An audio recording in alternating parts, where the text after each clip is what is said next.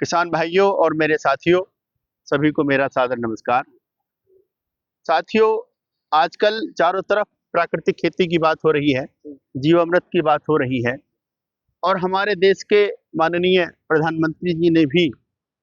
देश के सभी किसान भाइयों से आह्वान किया है कि सभी किसान भाई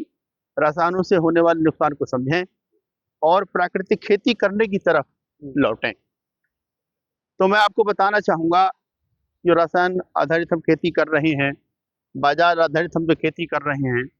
तो इन रसायनों में यानी कि हम जो अपने खेत में urea, DAP, zinc sulphate, potash डालते हैं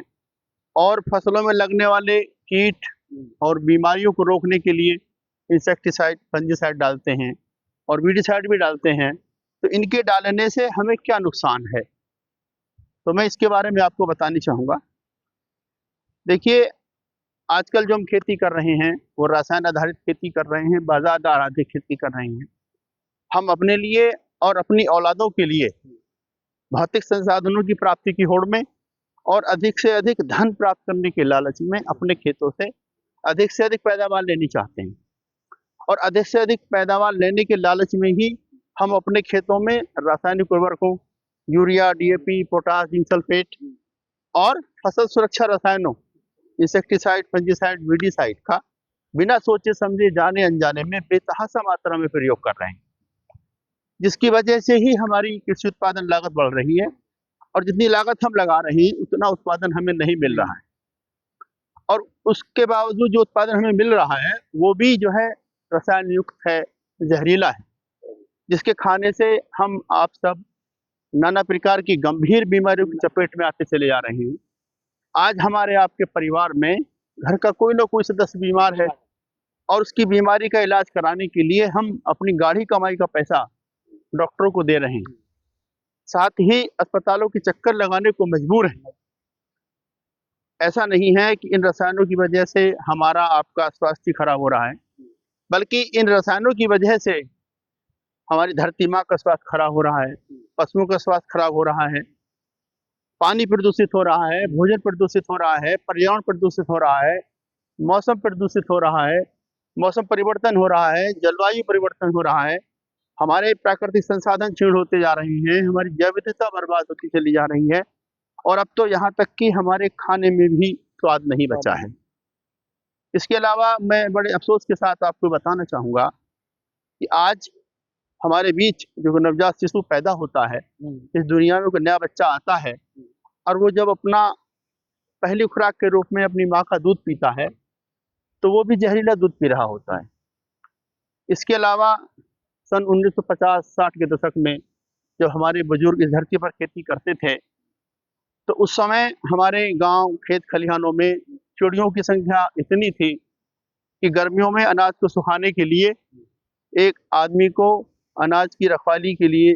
चिड़ियों से रखवाली के लिए बैठना पड़ता था।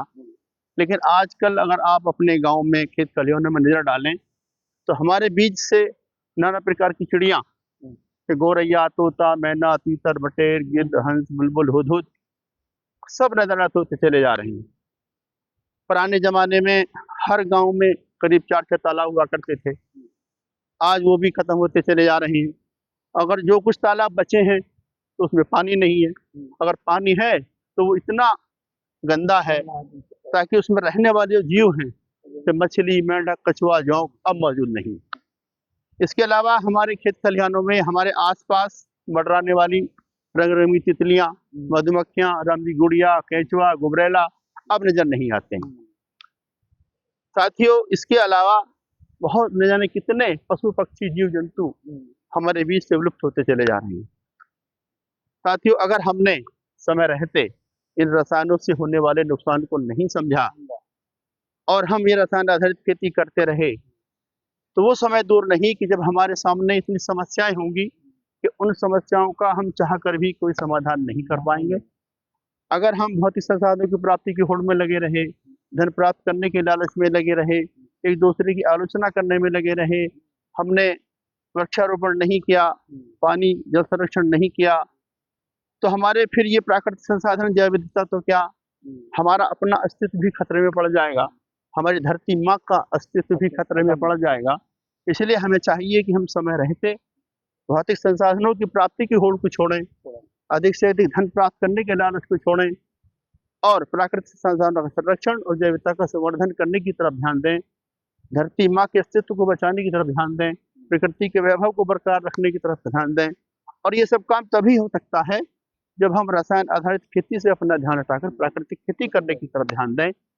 और प्राकृतिक खेती करने का तरीका ये है, प्राकृतिक खेती करने के लिए हमें चाहिए कि हम अपने खेतों की मोटी मोटी मैंड बनाएं, ताकि जो वर्षा का जल है वो खेत में आए और हमारे खेत से बाहर न जाने पाए और हमारी धरती माँ की कोख कभी प्यासी ना रहे।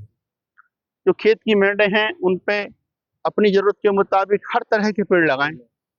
ताकि उन पे हर तरह के पक्षी अपना बसेरा कर सकें और जो फसल हम बोएं उस फसल में जो कीट लगते हैं वो उनको खा लें, यानी कि हमारी फसलों की सुरक्षा कर सकें। इसके साथ साथ हमें खेती करने के साथ साथ चाहिए कि हम पशुपालन अवश्य करें। हमारे बुजुर्ग कहते थे कि अगर पशु होंगे तो गोबर होगा, और गोबर होगा तो खाद होगी, खाद होगी तो वनस्पति होगी, और वनस्पति होगी तो पैदावार होगी। तो हमें चाहिए कि अपने खेतों में गोबर की खाद, हरी खाद, कंपोस्ट खाद का प्रयोग करें। अपने खेतों में फसल अवशेषों को बिल्कुल न जलाएं, बल्कि फसल अवशेषों को भी खेतों में ही पड़ा रहने दें। अगर हमारे खेतों में सूक्ष्म जीवों की संख्या कम है तो उन सूक्ष्म जीवों की संख्या को बढ़ाने के लिए जीवामृत और घन जीवामृत का प्रयोग करें। अगर संभव हो सके तो अपने खेत के निचले हिस्से में छोटे छोटे तालाब बनाएं, और अगर तालाब बनाना संभव ना हो तो जो आपके खेत के आसपास जो भी पुराने तालाब हैं उनका जीर्णोद्धार करें, ताकि उनमें निर्मल जल भरा रहे और उसमें रहने वाले जीव, मछली, मेंढक, कछुआ, जोंक सब मौजूद रहें। इसके साथ साथ हमें चाहिए कि हम अपने खेत की मिट्टी की सेहत को ध्यान में रखते हुए, पशुओं की सेहत को ध्यान में रखते हुए, अपने परिवार की जरूरत को ध्यान में रखते हुए, परिवार के सदस्यों के स्वास्थ्य को ध्यान में रखते हुए,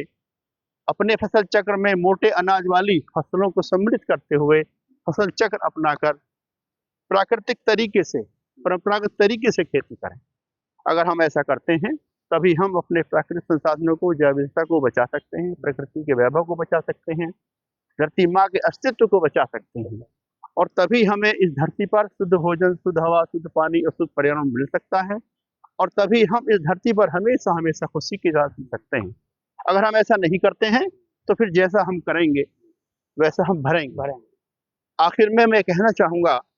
कि साथियों, अधिक जहरीला भोजन खाने से बेहतर है कि थोड़ा कम खाकर अधिक समय तक जी लें। आपने मेरी बात को सुना। अगर आपको मेरी वीडियो, मेरी बात अच्छी लगे तो आप अपनी जिम्मेदारी को निभाएं और हमारी इस वीडियो को अपने किसान भाइयों में, दोस्तों में, साथियों में इतना शेयर करें ताकि हमारी बात हमारे देश के दूर दराज के गाँवों तक, आखिरी किसान तक पहुँच जाए, ताकि वो सब किसान भाई रसायनों से होने वाले नुकसान को समझें और रसायन खेती से अपना ध्यान हटाकर प्राकृतिक खेती करने की तरफ लौटें। और हम सब जिस प्राकृतिक खेती में लगे हैं, जो भी किसान भाई लगे हैं, उस प्राकृतिक खेती की मुहिम को उसके मुकाम तक पहुंचाने में कामयाब हो सके। मेरी वीडियो सुनने के लिए आप सभी का बहुत बहुत धन्यवाद।